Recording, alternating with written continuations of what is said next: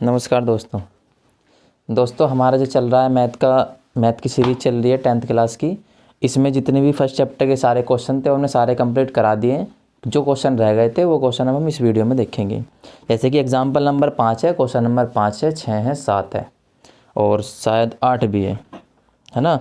नहीं, 7 तक ही है इसमें। उसके बाद हम शुरू करेंगे 1.3। ये हमारा 1.2 चल रहा है, ठीक है। तो देखो स्क्रीन पर आपको क्वेश्चन दिख जाएगा। मैं फ़िलहाल क्वेश्चन पढ़ दे रहा हूँ।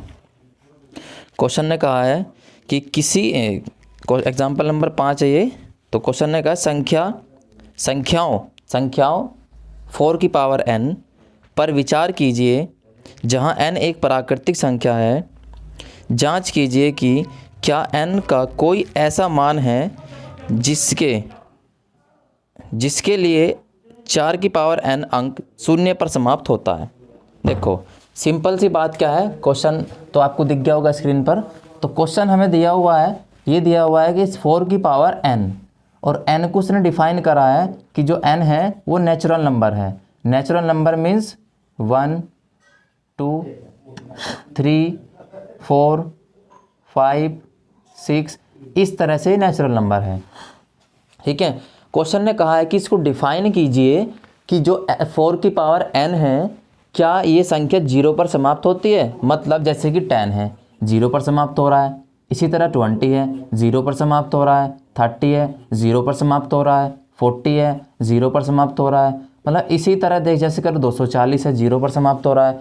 मतलब n के किस मान के लिए 4 की पावर n संख्या 0 पर समाप्त है। मतलब हम यहाँ पर n का मान अगर 1 रखें तो 4 है ना, और इसका 2 रखें तो कितना हो जाएगा 16। इस तरह से अंत में 0 आना चाहिए। ये कहा है कि क्या ये 0 पर समाप्त हो सकता है या नहीं। इस तरह से अगर आप देखोगे ये संख्या 0 पर समाप्त है, इसके अगर हम फैक्टर देखते हैं तो ये हो जाएंगे। इसके अगर फैक्टर देखते हैं तो कितना हो जाएगा 2 × 2 × 5। इसके देखेंगे तो 2 × 3 × 5 हो जाएगा। इसका देखेंगे तो 2 × 5 कितना हो जाएगा 10। एक सेकेंड देखो, इसका करेंगे 2 से डिवाइड करेंगे तो कितना बचेगा ये तुम्हारा यहाँ पर 20 को फिर 2 से करेंगे, फिर 2 से करेंगे और फिर 5 से कर देंगे। इस तरह से मतलब देखो जो संख्या भी 0 पर समाप्त हो रही है इसको समझो कि अच्छा क्वेश्चन तो आपको समझ में आ गया होगा कि क्वेश्चन ने पूछा क्या है।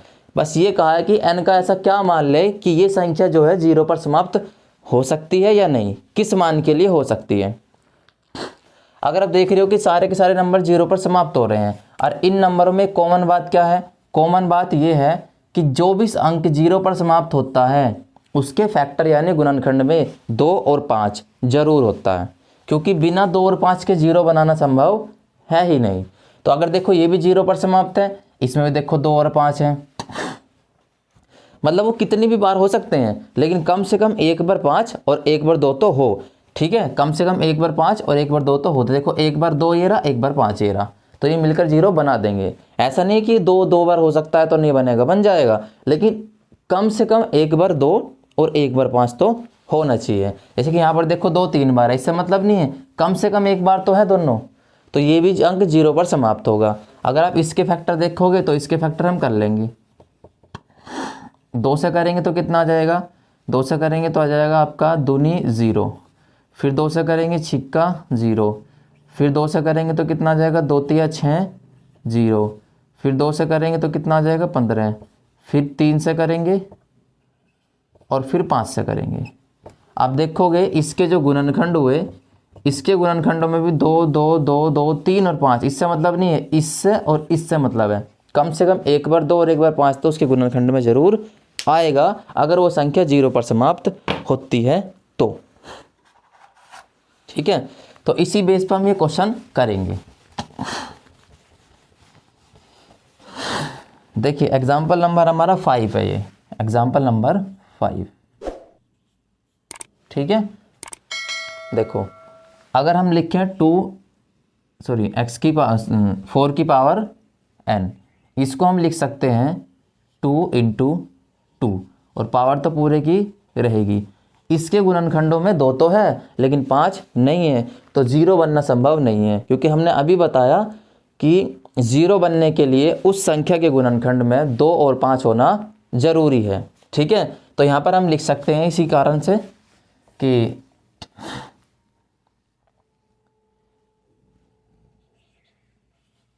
दी गई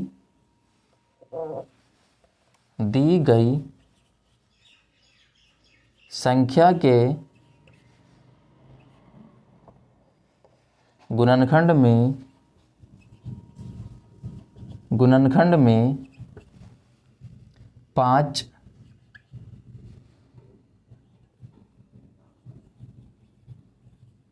आवश्यक रूप से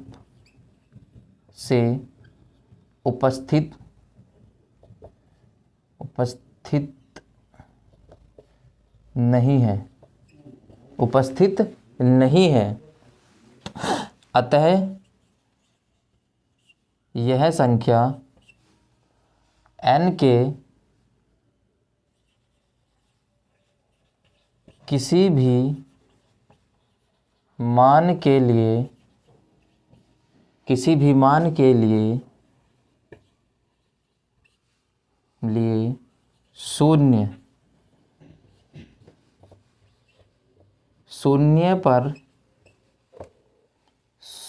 शून्य पर समाप्त नहीं हो सकती। देखो, इस लाइन का मतलब है कि इस संख्या के गुणनखंड में 5 आवश्यक रूप से उपस्थित नहीं है, अतः यह n के किसी भी मान के लिए शून्य पर समाप्त नहीं हो सकती। मतलब n का आप कोई भी मान रख लो, n के किसी भी मान के लिए ये शून्य पर समाप्त नहीं हो सकती। समझ गए? स्क्रीनशॉट लीजिए। हो गया? देखो, ये अब हमारा क्वेश्चन नंबर 5 है, वो एग्जाम्पल नंबर 5 था। क्वेश्चन नंबर 5 सेम बिल्कुल इसी की तरह है, क्वेश्चन नंबर जो 5 है। देखो, इसको भी हम सेम तरीके से कर देंगे। अगर आपको समझना है तो आप दोबारा से रिपीट करके देख सकते हैं वीडियो को। तो यहाँ पर भी लिखेंगे 6 की पावर n इजिकल टू क्या होगा, ये हो जाएगा आपका 2 इंटू 3 की पावर n। यहाँ पर भी हम कहेंगे दी गई संख्या के गुणनखंड में 5 यानी 5 आवश्यक रूप से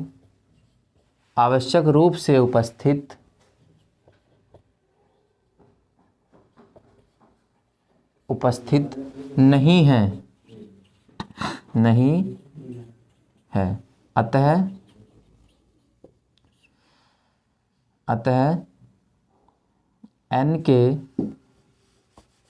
अतः n के किसी भी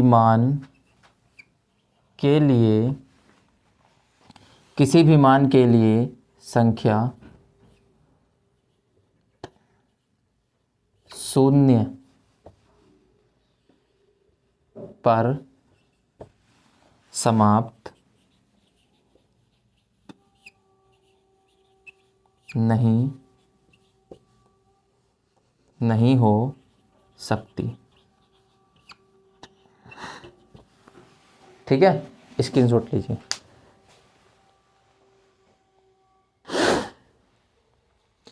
देखिए, अब हमारे पास जो है क्वेश्चन नंबर 6। ठीक है, क्वेश्चन नंबर 6 में हमें ये यहाँ से यहाँ तक की एक संख्या दी हुई है, ये पूरी एक संख्या है पूरी, और ये वाली पूरी एक संख्या है। ठीक है, ये कहा गया है कि ये और ये संख्याएं भाज्य संख्याएं हैं। क्यों? सबसे पहले देखो, भाज्य संख्याएं होती कौन सी हैं। देखो, जो संख्या अपने आप के अलावा और किसी से भी कट जाए, एक और अपने आप के अलावा और किसी से भी कट जाए, वो होती है भाज्य संख्या। जैसे कि अगर 2 देखोगे, 2 आप देखोगे तो 2 से कटेगी और 1 से कटेगी। क्या ये किसी तीसरी संख्या से कट रही है? तो कहोगे नहीं, तो ये भाज्य नहीं है। अगर यहाँ पर देखोगे 3 को देखोगे तो 3 से कटेगा और 3 1 से कटेगा। क्या ये किसी तीसरी संख्या से कटेगा? नहीं। तो ये भी हमारा क्या है? अभाज्य यानी भाज्य नहीं है। लेकिन अगर हम देखते हैं 4, तो 4 को अगर हम देखते हैं तो 4 से कटेगा, 4 2 से कटेगा, 4 1 से कटेगा। तो ये एक तीसरी संख्या से कट रहा है जो कि अपने आप और एक से अलग वाली संख्या है। तो हम कहेंगे 4 क्या है? एक भाज्य संख्या है। इसी तरह 5 को देख लो, 5 को देखोगे तो 5 से कटेगा, 5 अपने 1 से कटेगा और किसी संख्या से नहीं कटेगा। तो ये क्या हो जाएगी? अभाज्य संख्या। अगर 6 को देखोगे तो 6 को देख लो, 6 से कटेगा, 6 1 से कटेगा। क्या ये और किसी तीसरी संख्या से कटेगा? हाँ बिल्कुल कटेगा। तो क्या होगा? ये 2 से भी कटेगा, है ना, और ये आपका 3 से भी कटेगा। तो ये तो देख लो 2 से अलग अलग कट रहा है। तो समझ जाना ये क्या हो जाएगी? हमारी भाज्य संख्या। अब देखो, जो भी भाज्य संख्या होती है उसे हम किस रूप में लिख सकते हैं? उसे हम लिख सकते हैं उसके गुणनखंडों के रूप में। तो देखो, इसको भी हमने उस गुणनखंड के रूप में लिख दिया, ये भी कट रही थी, इसको भी हमने गुणनखंड के रूप में लिख दिया। इसी तरह अगर आप 10 देखोगे तो 10 को भी हम लिख सकते हैं गुणनखंड के रूप में। मतलब जिस संख्या को हम गुणनखंड के रूप में दिखा सकते हैं, ठीक है, उस संख्या को हम क्या बोल देंगे कि ये भाज्य संख्या है। ठीक है ना। अब देखो 2 तरीके हैं हमारे पास इसको करने के। या तो हम इसको पूरे को मल्टीप्लाई करके और इसको ऐड कर एक संख्या बनाएं और सेम काम इसके साथ करें, फिर इसको हम इस तरह से गुणनखंड करें ऐसे, ठीक है, और उसके बाद इसके फैक्टर बन जाएंगे यानी गुणनखंड बन जाएंगे, तो हम कहेंगे ये भाज्य संख्या है। इसी तरह हम इसका कर सकते हैं, इन सब की गुना करेंगे और 5 ऐड करेंगे, जो संख्या आएगी उसके क्या करेंगे? गुणनखंड करेंगे। फिर पता कर लेंगे, गुणनखंड हो जाएंगे तो हम कह देंगे ये भाज्य संख्या है। गुणनखंड नहीं होने के तो हम कह देंगे ये अभाज्य संख्या है। हालांकि जब क्वेश्चन ने कह दिया कि ये और ये भाज्य संख्याएं हैं क्यों, तो क्यों में बस हम क्या लिख देंगे? इसके गुणनखंड। ठीक है। तो जिस तरह मैंने अभी बताया इस तरह से नहीं करेंगे, मतलब ये वाला इस तरीका जो है वाहियात तरीका है, बेकार तरीका है, इससे काफ़ी समय लग जाएगा। ठीक है ना।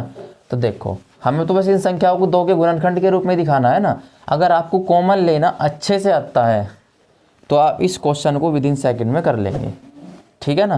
देखो, पहले ये वाली संख्या लेते हैं हम। ये वाली संख्या है हमारी +13। ठीक है।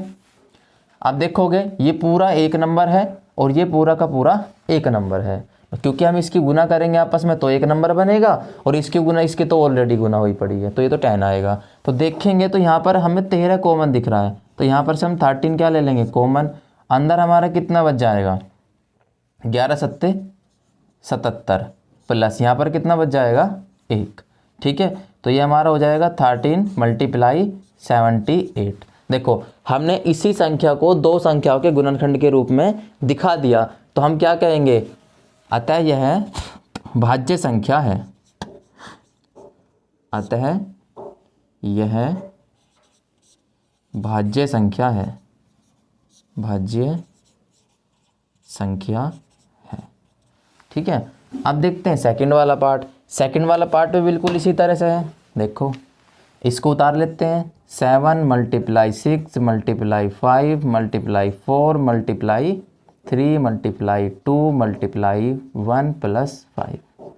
अब देखोगे इसमें भी 5 आ रहा है, तो ये पूरा तो 1 नंबर बनेगा मल्टीप्लाई होकर, ये पूरा एक पार्ट बनेगा मल्टीप्लाई होकर।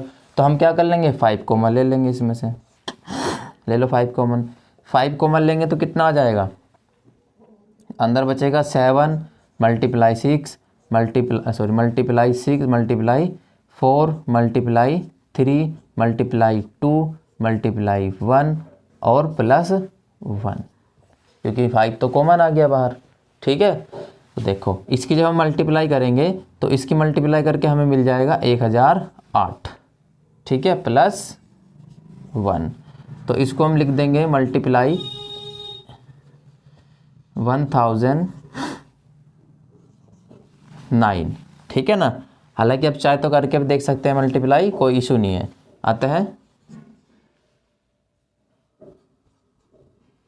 अतः यह संख्या, अतः यह भाज्य संख्या है। ठीक है, स्क्रीनशॉट लीजिए। देखिए अब हमारा जो क्वेश्चन बच रहा है वो क्वेश्चन बच रहा है क्वेश्चन नंबर 7, लास्ट क्वेश्चन है इस एक्सरसाइज का। उसके बाद हम नेक्स्ट एक्सरसाइज शुरू करेंगे। तो क्वेश्चन नंबर 7 जो है मैं पढ़ देता हूँ, आपको स्क्रीन पे भी दिख जाएगा। ठीक है, देखिए क्वेश्चन नंबर 7 का है कि किसी खेल के मैदान के चारों ओर एक वृत्ताकार पथ है। मतलब कोई भी खेल का मैदान है जो कि कैसा है, वृत्ताकार है, यानी गोल है, यानी सर्कुलर शेप का है। इस मैदान का एक चक्कर लगाने में सोनिया को 18 मिनट लगते हैं। सोनिया को लग रहे हैं एक चक्कर लगाने में 18 मिनट, जबकि उसी मैदान का एक चक्कर लगाने में रवि को 12 मिनट लगते हैं। अब इतना तो आप समझ ही गए होंगे कि कौन फास्ट भाग रहा, रवि फास्ट भाग रहा है कि नहीं। ठीक है ना, 12 मिनट लगते हैं। मान लीजिए वे दोनों एक ही समय में एक ही स्थान से एक ही समय में चलना प्रारंभ करते हैं, एक ही दिशा में चल रहे हैं। कितने समय बाद वे पुनः प्रारंभिक स्थान पर मिलेंगे। देखो ध्यान से समझो क्वेश्चन ने कहा क्या है। ठीक है, देखो क्वेश्चन ने कहा यह है कि कोई भी जो है एक वो है, क्या बोलते हैं उसको, गार्डन है, कोई मैदान है जो कि किस शेप का है, एक गोलाकार शेप का है। ठीक है, एक गोलाकार शेप का है। दो जने हैं, एक तो आपका कौन है, एक तो मान लो आपकी सोनिया है। ठीक है, ये मान लो तुम्हारी सोनिया है। ठीक, ये सोनिया है, और जी एक तुम्हारा ये मान लो रवि है। ठीक है, एक सोनिया है एक रवि है, ये रवि है और ये सोनिया है। ठीक है, ये दोनों सेम एक ही स्थान से चलना प्रारंभ करते हैं। ये मैंने अलग अलग बनाए हैं, आप मान लेना कि दोनों के दोनों एक ही स्थान है। ठीक है, ये दोनों एक ही समय में चलना स्टार्ट कर रहे हैं। ठीक है, एक ही डायरेक्शन में, यानी एक ही दिशा में जा रहे हैं। ठीक है, लेकिन ये तो जो रवि है ये तो इसका एक चक्कर लगा रहा है कितने मिनट में, 12 मिनट में। और ये इस ग्राउंड का पूरा एक चक्कर लगा रही है कितने मिनट में, 18 मिनट में। तो ये लगा रही है भाई, और ये कितने मिनट में लगा रहा है, तो ये लगा रहा है 12 मिनट में। अब इतना आप समझ गए होंगे कि कौन फास्ट भागेगा। क्वेश्चन हमारा सिर्फ इतना पूछ रहा है, ये कह रहा है कि बताओ ये प्रारंभिक स्थान पर दोनों कितने समय में मिल जाएंगे। जैसे कि दोनों के दोनों ये चल दिए, जिस समय ये एक चक्कर लगाएगा कौन, रवि, उस समय तो ये इसके पीछे ही रहेगी। ऐसा तो है नहीं एक चक्कर इसने लगा लिया ये भी इसके साथ लगा देगी, क्योंकि इसकी स्पीड तो ज़्यादा है। ये तो 12 मिनट में ही मार देगा, और ये कितने मिनट में मारेगी, ये 18 मिनट में मारेगी। तो इसका अगर आप देखोगे, थोड़ा दूसरा मार्कर ले लेता हूँ मैं। देखो ये मिलेंगे किस तरह से, कई बच्चों के दिमाग में चल रहा होगा ऐसे कैसे मिल जाएंगे जब अलग अलग स्पीड है, तो है ना। लेकिन टाइमिंग तो देखो ना, देखो सपोज करो दोनों साथ चल दिए, इतनी देर में ये यहाँ पहुँचा तो ये लगभग यहाँ पहुँचेगी, फिर ये यहाँ पहुँच जाएगा तो ये यहाँ पहुँच जाएगी। इस तरह समझना, ये यहाँ पहुँच जाएगा तो ये यहाँ पहुँच जाएगी, फिर से ये चलता रहेगा चलता रहेगा चलता रहेगा, ये यहाँ पहुँच जाएगा। अब तो ये इसके आगे है, अब तो अगर देखोगे तो इसके आगे है। एक समय ऐसा आएगा कि ये तेज भाग रहा है तो आपको ये जो 18 नंबर वाली आगे दिखाई देगी, है ना, ये आगे दिखाई देगी। तो जिस समय ये अपना पहला या दूसरा या तीसरा चक्कर पूरा कर रही होगी, हो सकता है ये अपना चौथा चक्कर पूरा कर रहा हो या 5वां चक्कर पूरा कर रहा हो, समझ रहे हो। तो टाइमिंग इन दोनों की सेम होगी, कि हो सकता है कि ये 1 घंटे में 2 चक्कर लगा रहा हो या 3 चक्कर लगा रहा हो, और ये लगा रही हो 1 घंटे में, मतलब इससे कम चक्कर, समझ रहे हो ना। तो ये मिलेंगे तो कन्फर्म है ज़रूर, लेकिन ये कितने समय मिलेंगे वो समय सेम रहेगा, और इनके चक्कर क्या रहेंगे, अलग अलग। देखो अगर इस क्वेश्चन को आप चाहो ना तो सिंपल तरीके से कर सकते हो, इन दोनों का एलसीएम लेकर आंसर एकदम आ जाएगा। लेकिन अगर आपको इसको थोड़ा सा डीपली जाना है तो ऐसे समझो, मैं समझा रहा हूँ। माना आप लिख सकते हो, माना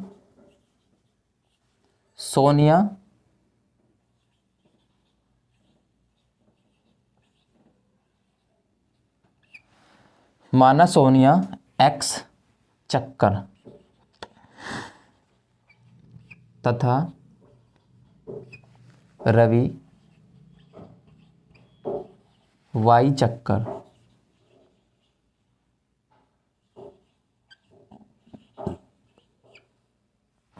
Y चक्कर लगाने के बाद वापस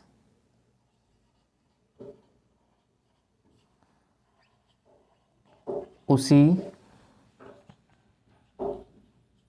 स्थान पर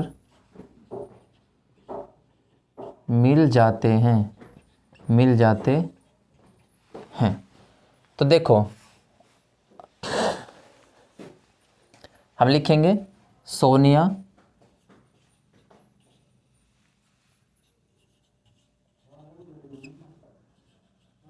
का समय बराबर। अब एक बात बताओ, ये टोटल कितना समय लेगी? 18 मिनट में एक चक्कर, और कितने चक्कर लगाए? x चक्कर। तो यानी टोटल समय कितना हो जाएगा? एक मिनट में कितने, सॉरी, एक चक्कर कितनी देर में? 18 मिनट में। तो x चक्कर कितनी देर में हो जाएंगे? 18 गुना x, है कि नहीं? क्योंकि एक चक्कर 18 मिनट में, तो x चक्कर कितनी देर में? 18 गुना x देर में। ठीक है, मिनट में, मिनट है जो भी है, मिनट ही है क्योंकि सब कुछ मिनट में दे रखा है। ठीक है ना। अब देखेंगे रवि का समय। रवि का समय क्या हो जाएगा? एक चक्कर 12 मिनट में, तो y चक्कर लगा रहा है तो कितनी देर में लगाएगा? इतनी मिनट में, है कि नहीं? इतनी देर में। अब एक बात ध्यान से देखोगे, ये दोनों का समय तो सेम रहेगा ना, क्योंकि ये बेशक से लगा रहा है कितनी देर में? 18 मिनट में। ये कितनी देर में लगा रही है? 18 मिनट में। ये कितनी देर में लगा रहा है? 12 मिनट में। दोनों का समय सेम रहेगा। कब? जब ये यहाँ पर पहुँचेंगे। समय सेम ऐसे रहेगा कि 1 घंटे में जितने चक्कर लगा रहा होगा उससे कम चक्कर ये 1 घंटे में लगा रही होंगी। मतलब घंटा तो एक ही है ना, समझ रहे हो? ऐसा मानो कि घंटा तो एक ही है, नहीं समय तो क्या है? समान है। तो इसका मतलब क्या है कि इन दोनों में कोई ना कोई एक संख्या ऐसी रहेगी जो दोनों में क्या रहेगी? समान रहेगी। यानी दोनों में कोई ना कोई एक संख्या समान रहेगी। यानी कहने का मतलब यह है कि वो संख्या जो है इन दोनों संख्याओं से कट जाएगी, है ना। और जो संख्या होती है, अगर वो किस संख्या से कटती है तो वो संख्या उन संख्याओं का एलसीएम होती है। जैसे ऐसे समझो, अभी तुम्हें थोड़ा कम समझ में आ रहा होगा। जब मैं इसका आंसर निकाल दूंगा तब आपको क्लियर हो जाएगा। देखना जरा, मैं यहाँ पर लिख सकता हूँ कि 18 गुना x, ठीक है, तथा 18 गुना x को छोड़ो, आप खाली ये भी लिख सकते हो कि 18,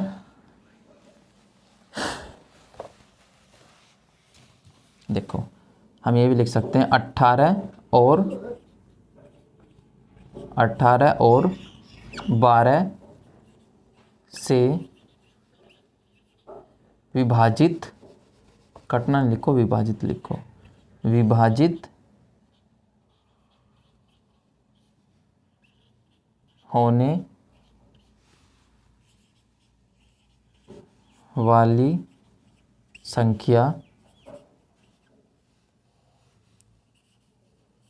इन संख्याओं का एलसीएम होगी। ठीक है, अब इन दोनों का एलसीएम ले लेते हैं जरा एक बार। 18 12, 2 से 9 बार में, 2 से 6 बार में। मैं डायरेक्ट एलसीएम ले रहा हूँ, ठीक है ना। आप चाहो तो अलग अलग करके फिर कॉमन लेके कर लेना, मैंने वो चीज़ सिखा रखी है, ठीक है, पिछले वीडियो में। ठीक, 2 से तब कटेगा नहीं, चलो 2 से ही काट लेते हैं। 2 से ही कट जाएगा, 9 तो एज इट इज रहेगा। ये कितना हो जाएगा आपका? 2 3 या 6, और फिर तुम्हारा हो जाएगा 3 से 3 बार में और 3 से 1 बार में, फिर हो जाएगा आपका 1 बार में, 1 बार में।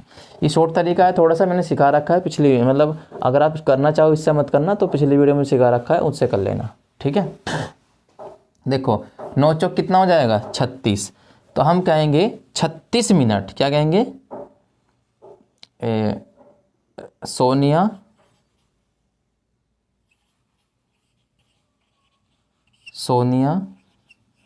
और रवि 36 मिनट लिख देता हूँ। 36 मिनट में वापस वापस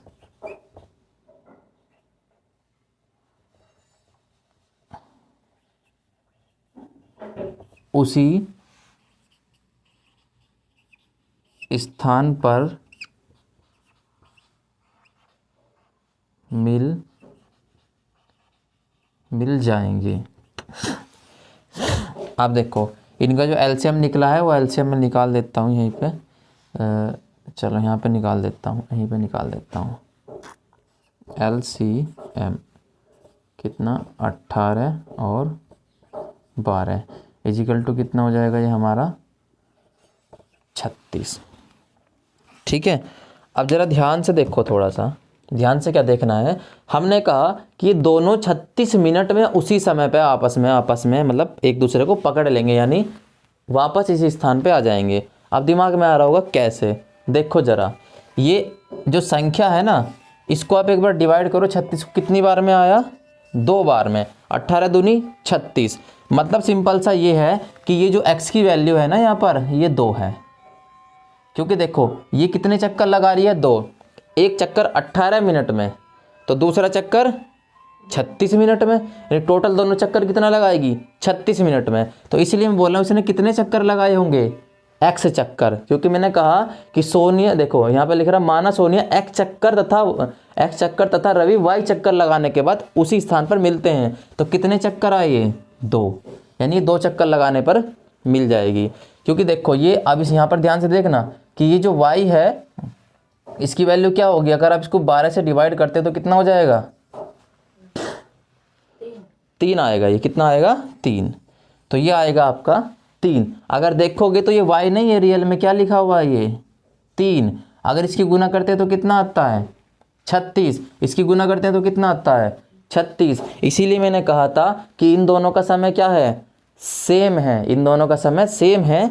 और इनके जो फैक्ट मतलब इनके अंदर इनको काटने वाली जो इनसे कट जाएगी वो संख्या जो होगी इनका एलसीएम होगी।